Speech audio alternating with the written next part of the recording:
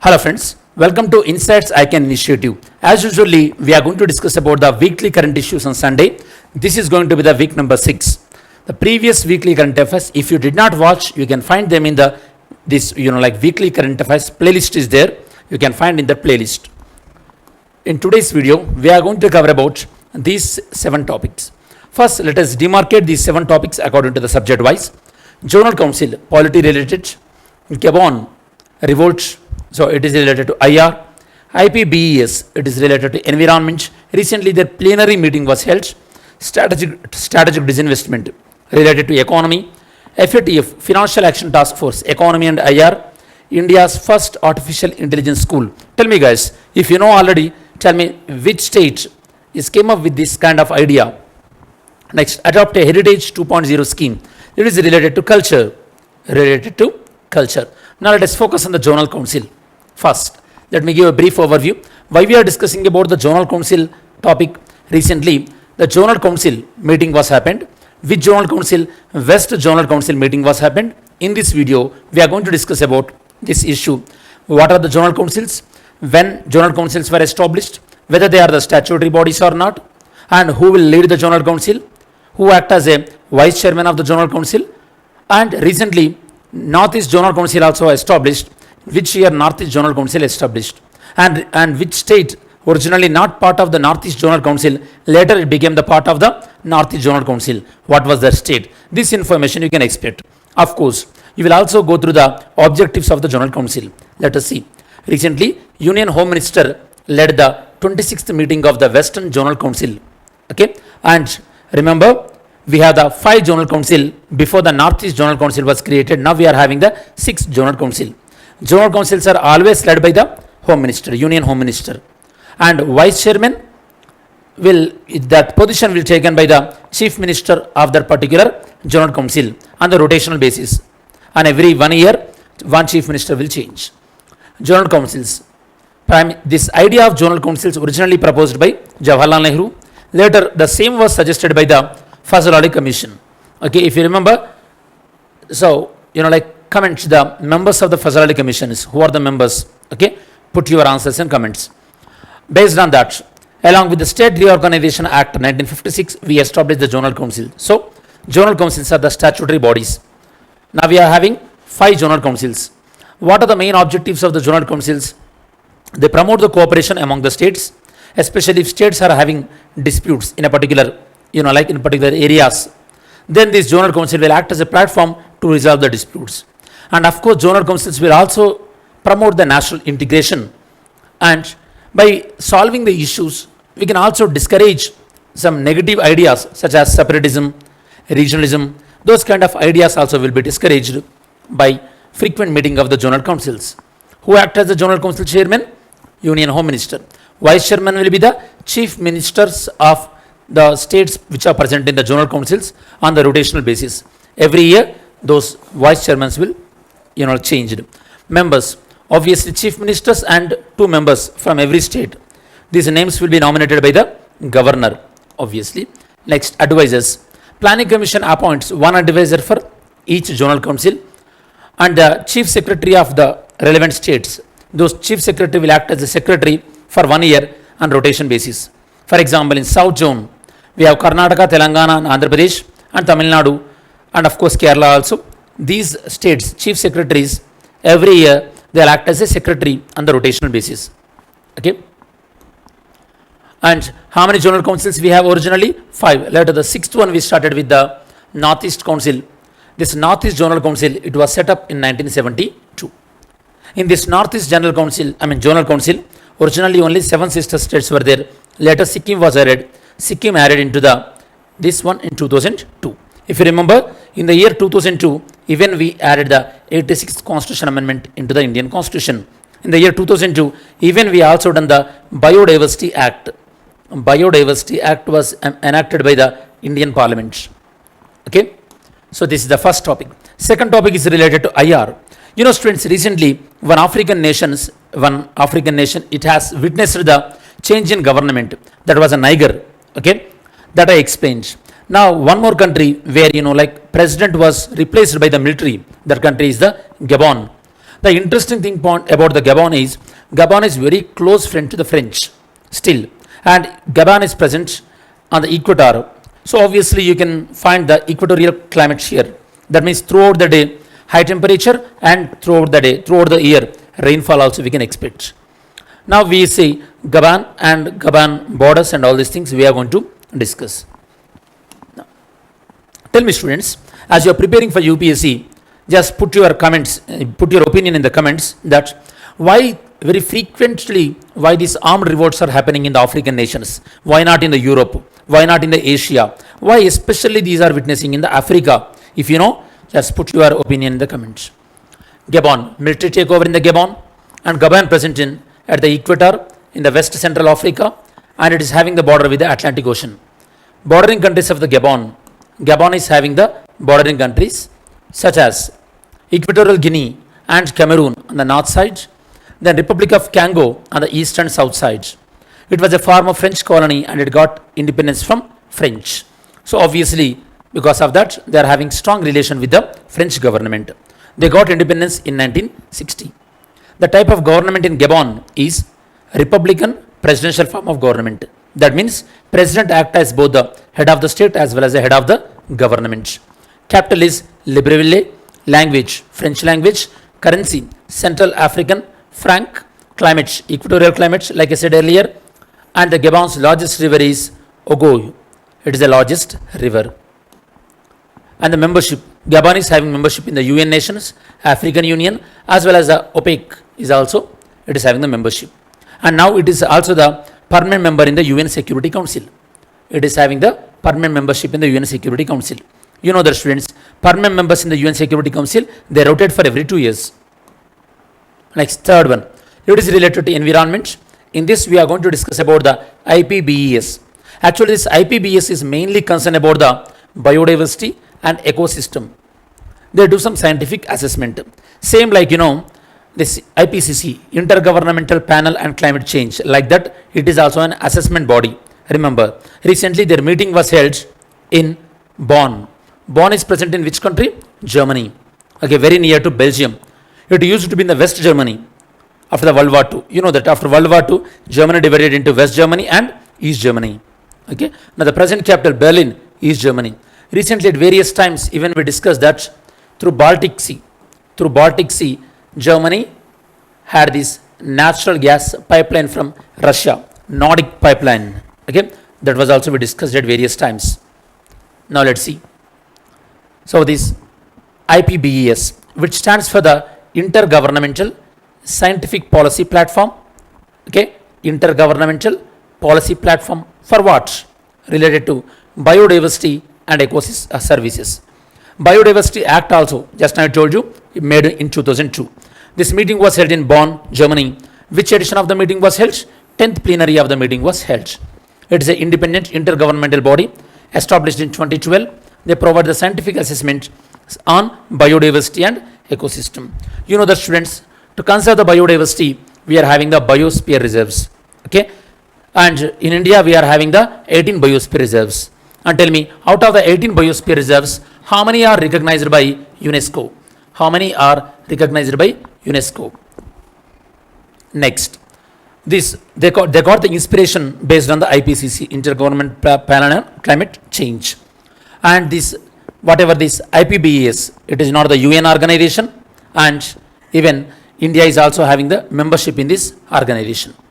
Okay, member of the organization, and this every country they send the representative to the IPBES to participate in the IPBES meetings. Even though it is not having the UN, not a UN body, still UNO is offering the secretarial services to this organization, IPBES. This is about the recent meeting of the IPBES. Now we are going to discuss the fourth topic, that is about the strategic disinvestment. Here you have to understand, investment means you are putting money in any company. Disinvestment means you are pulling out of your money. Based on how much you are pulling out of the money, based on that, the disinvestment types are there. For example, if you simply doing disinvestment means you are withdrawing a share of your money. For example, in companies like Hindustan Aeronautic Limited, Government of India is having its share. When government is withdrawing its share, that is known as disinvestment. But along with government withdrawing, if government is giving up its ownership rights also, that means when government is giving away its ownership, when it is becoming the private company, that is known as strategic disinvestment. Government of India strategically doing disinvestment from certain areas where it is feeling that it is not required, that is known as strategic disinvestment. So disinvestments are various types. Minority disinvestment. Here, government will retain its share more than 51% and it will sell only minority of its share. That is known as minority disinvestment. Majority disinvestment. Here, government will sell majority of its investment in a company, whereas complete privatization, 100% of the government share will be, withdrawn. That is a complete privatization. During the time of government of Indira Gandhi, during those times, at that time, private companies used to be converted into government companies. That is known as nationalization. Now, the reverse trend is going on. It is the privatization or disinvestment or strategic disinvestment. Government recently called for the strategic disinvestment in IDBI Bank. Strategic disinvestment means government is withdrawing its investment from any public sector undertaking where it want to change even the ownership of that company also.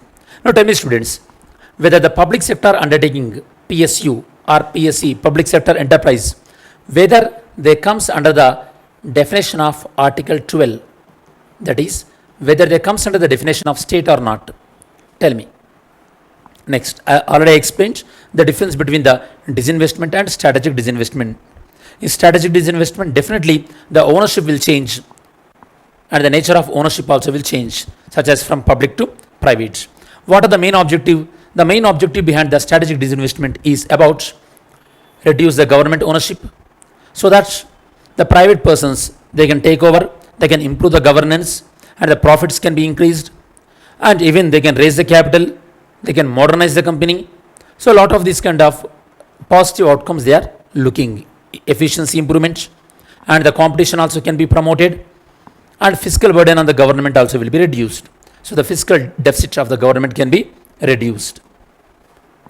Next topic, Financial Action Task Force.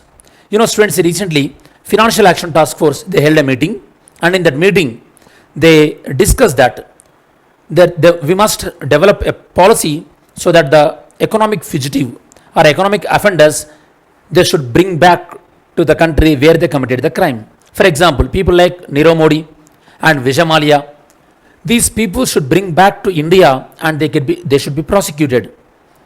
At this moment, Financial Action Task Force, they don't have any policy on the economic fugitives or economic offenders. So now they are thinking of developing such kind of policy.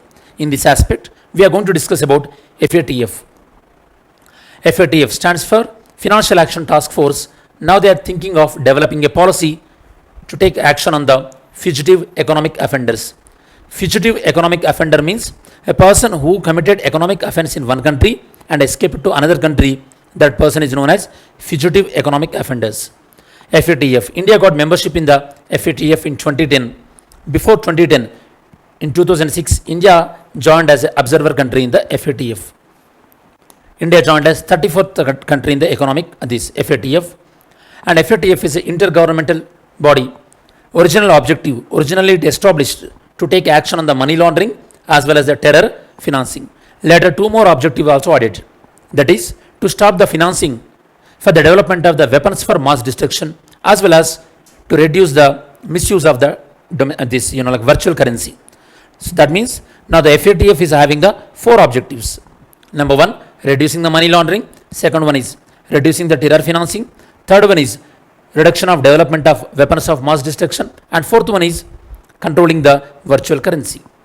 Established in 1989, initiative of the G7 secretariats, OECD headquarters, that is in Paris. Now the member countries are 39, countries are 38, and one organization, that is the European Commission and the Gulf Cooperation Council. These are the two organizations and 37 countries, overall 39. What are the functions? You take action on the money laundering, combat the terror financing, and reduce the financing for the development of weapons for mass destruction, and finally take action on the misuse of the virtual currencies. That is about the FATF. And if any country is violating those things, if any country is encouraging the money laundering and all these things, then FATF will give warning. That warning will be in two phases, by keeping that country either in the grey list or in the black list. Initial stage of the warning is keeping a country in the grey list. Then if still the country is not abiding, then the country will be kept in the blacklist. Blacklist means country which is not cooperating to the FATF norms. Once a particular country is kept under blacklist, then the country credit rating will be lowered, and for the country it is very difficult to raise money from international financial organizations such as World Bank, such as like ADB. From those kind of organizations, they cannot get the money that easily because they get a credit rating very low because of the blacklist. Okay, grey list is a warning shot. Our next topic will be the artificial intelligence. Which state is established a dedicated school for the development of artificial intelligence? Kerala. Now we are going to see about this initiative. Kerala is the first country in India introduced the first artificial intelligence school. Where is the location? It launched by the Santigiri Vidya Bhavan in Thiruvananthapuram, Kerala. Who are the collaborative partners? iLearning Engines USA as well as the Vedic e-school. These are the collaborative partners. And the school is going to be function according to the curriculum developed by the National Education Policy. According to that curriculum, the school will function. Our next topic will be the heritage structures. Government of India, they are coming up with a modified plan of the Heritage 2.0 scheme. What this scheme is all about? Government will encourage corporate companies to adopt a particular heritage site, and they can develop that heritage site as a part of the corporate social responsibility. Okay, CSR. So the government of India is coming up with certain monuments, and those monuments will be available in the website. Corporate company can adopt any monument and they can develop, and whatever the expenditure they used on that particular monument, that can be claimed under the corporate social responsibility. In this aspect, you have to know that, students.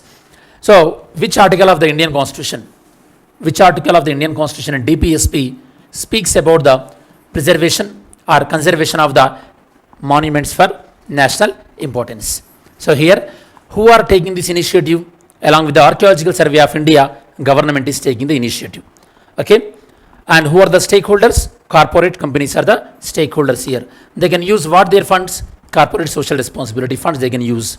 And which monuments can be included in this list? Monuments which are identified by the Ancient Monuments and Archaeological Sites and Remains Act.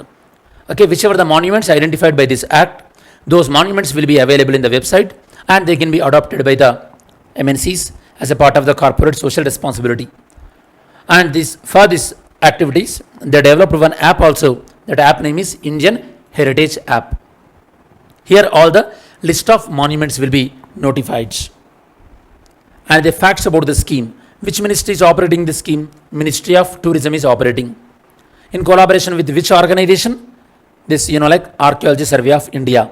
And original form of the scheme was announced in 2017. Now they announced the revamped or modified form of the scheme. And whoever adopted these monuments, they are known as Monument Mitras, and their contribution also will be there, at that monument place in the form of their, their name will be displayed minimally, or else in whichever the way their memorials also will be displayed in that particular monument site. These are the 7 topics in today's video. Now let us shift our focus to the MCQs. In last video, I asked about which layer of the sun will be the Aditya L1 is mainly focused on. So majority of the students, they put the right answer, that is a corona. Okay. Now today's video questions, see. Okay. First question. It is about the Boramaggio Wildlife Sanctuary located in the which state? Second question. Second question is India's first AI school. It is going to be set up in which school? Which state? That school already explained in this video. Next question. Which one of the following is the best description of Intanzia? Okay. That was in the news recently. Related to what? Next question. Is which one of the following countries does not share a land border with Baltic nations? Okay. Because Baltic nation in news, we discussed already. Bonn, Germany, like check that one. Next, Holangpur Gabon sanctuary recently seen in news in located in which state? Okay, Holangpur Gabon sanctuary which was in news recently present in which state? Now, as we reach to the end of this video, just we will have a quick recap. This is the weekly current affairs, current issues class, week number 6. If you missed out the previous weeks, you can find in the playlist that is dedicated to the weekly videos. And in this video, we completely detailed analyzed about these 7 issues. This is about the detailed analysis of the Insights ICANN weekly current issues.